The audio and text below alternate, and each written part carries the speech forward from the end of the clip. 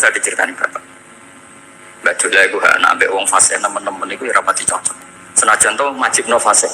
Tak takut iki nopo. Empuk nabe ke fase darane wong awam untuk ganjaran. Mergo macane Quran gak fase. Padahal untuk ganjaran mergo seneng Quran. Jadi terus tak takoki bapak niku saged damel syarat mboten? Ya ora kena pokoke ngono. Jadi gue ngekrori. Artinya beliau ndak ingin lah gara-gara kita terlalu paham tajwid kemudian nganggap siapa saja baca Quran salah kemudian tidak dapat pahala. Bisa saja hamalahum ala ayakra'ul Qur'an apa mahabbatuhum wa iskuhum wa kada wa kada. Jadi akhirnya saya jadi tahu oke secara makhraj salah tapi iseknya benar, mahabbahnya benar, brontonya benar. Jadi sebetulnya Badullah itu punya sekian makalah tentang ilmu. Makanya pernah ada cerita, ini penting saya utarakan ke jenengan. Ada orang kumpul kebo, singkat cerita, kumpul kebo lelaki sama perempuan. Suatu saat Nabi dikasih tahu sama tetangganya, ya Rasulullah, orang yang biasa kumpul kebo itu sekarang sudah nikah. Jawabannya Nabi unik. Alhamdulillah, kira-kira gitu kalau bahasa Indonesia.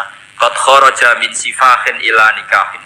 Dia sudah keluar dari tradisi zina, sekarang dia sudah dengan kehormatan nikah. Maksudnya gini, kalau malam Senin dia belum nikah, kumpulnya kan masih kumpul kebo bertahun-tahun gitu. Paginya dia nikah, malamnya kumpul sudah kumpul sunnah karena sudah nikah. Jadi tak sama seperti tadi.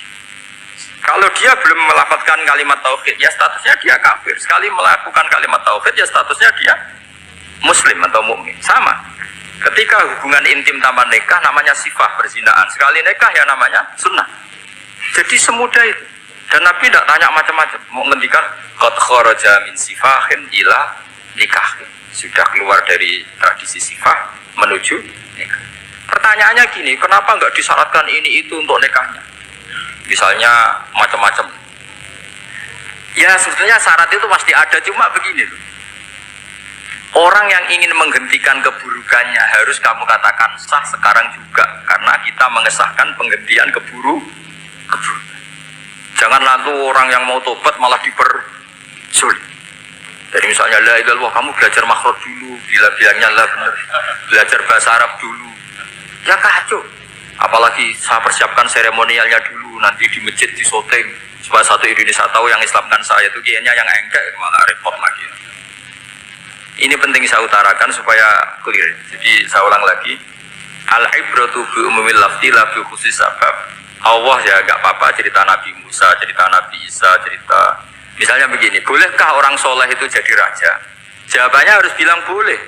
Karena Allah pernah menfigurkan tokoh soleh yang bernama Sulaiman dan Daud, dan beliau adalah raja.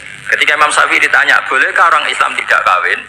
Ya asal dia ada zina ya boleh, karena Allah menyebut hamba yang soleh dan sebagian mereka tidak nikah, yaitu Nabi Yahya dan Nabi Isa, yaitu wasayyida wa hasura wa nabiyya minas solih. Jadi cara berpikir Imam Syafi'i gampang, bagaimana hukumnya orang Islam yang nggak nikah padahal dia tapi asal gak zina loh ya? Ya jawabannya ya boleh, karena Allah mensifati Nabi Yahya dan Isa dengan status hasur, tidak apa? Nikah. Bolehkah seorang soleh jadi raja? Ya boleh. Daud dan Sulaiman itu seorang soleh dan jadi raja. Bolehkah orang soleh itu fakir? Wah gak banyak, gak usah dibolehkan sudah banyak kan? Jadi gampang sekali Quran di depan ahlinya itu. Jadi kalau Imam Syafi'i ditanya, fa inna wa ta'ala dzakara abdan sholihan wa qala wa sayyida wa hasura wa nabiyyam minas solih. Ternyata ini orang yang ditanya, apakah boleh orang soleh itu jadi politikus, jadi pejabat? Ya boleh saja.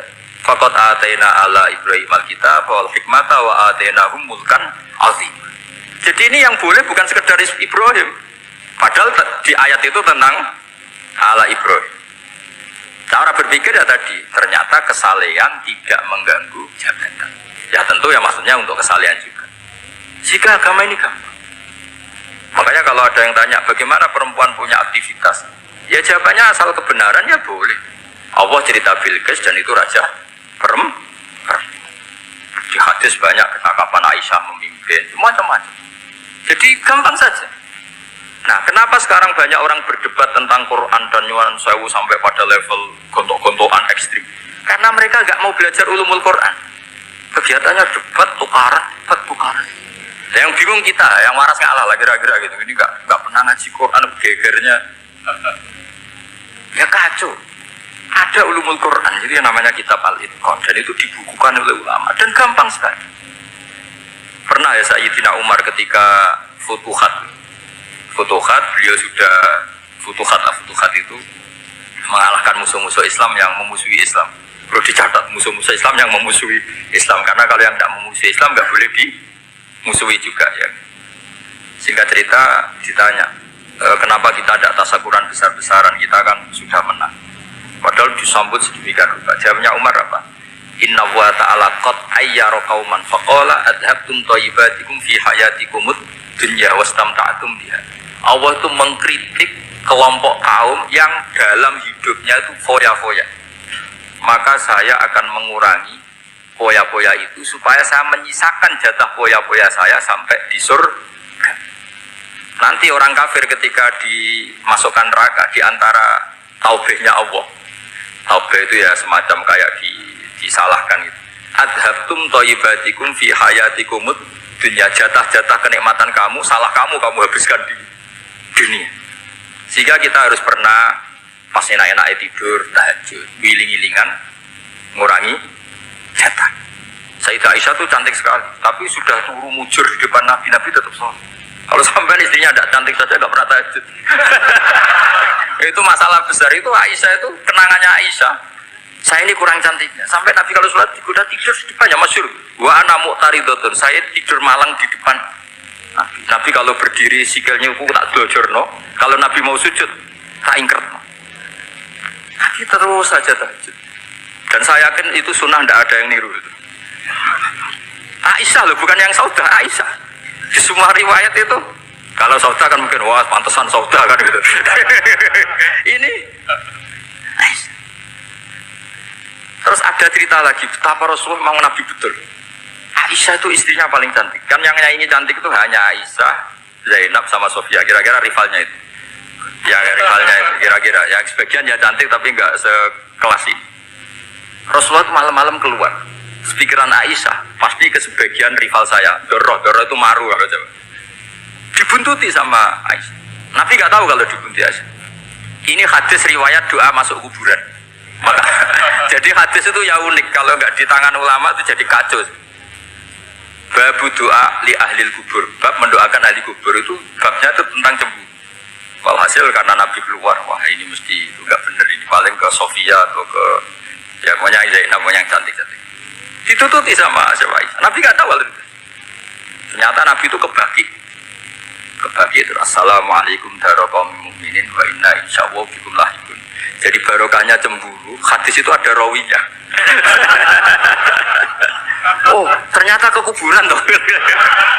Itu sampai pulang. Jadi hadis itu diriwayatkan Aisyah. Ghirtu itu cemburu. Saya ini cemburu sama Nabi. Malam-malam keluar tak tutup juga mau kuburan.